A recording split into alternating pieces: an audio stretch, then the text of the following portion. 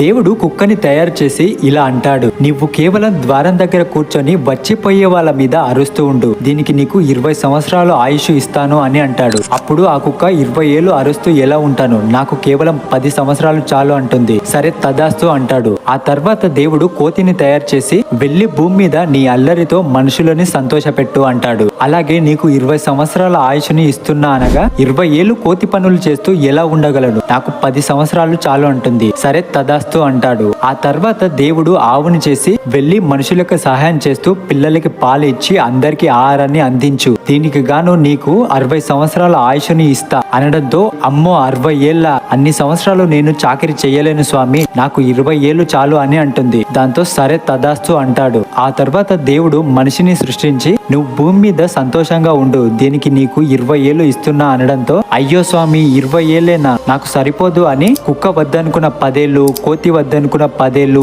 ఆవు వద్దనుకున్న 40 ఏళ్ళు నాకే ఇవ్వండి అనడంతో దేవుడు నవ్వుతూ, సరే మీరు మొదటి 20 ఏళ్ళు ఆడుకుంటూ సంతోషంగా ఉంటారు, తర్వాత 40 ఏళ్ళు ఆవులాగా గొడ్డి చాకరీ చేస్తారు, తర్వాత 10 ఏళ్ళు ముసలి వాళ్ళు అయ్యి మనవలని మనవరాలని కోతిలాగా ఆడిస్తారు, తర్వాత 10 ఏళ్ళు దారి వెంట పొయ్యే వాళ్ళ మీద కుక్కలాగా అరుస్తూ ఉంటారు అని చెప్పి తదాస్తు అని మనిషిని పుట్టిస్తాడు. ఇలా మన జీవితం మొదలవుతుంది.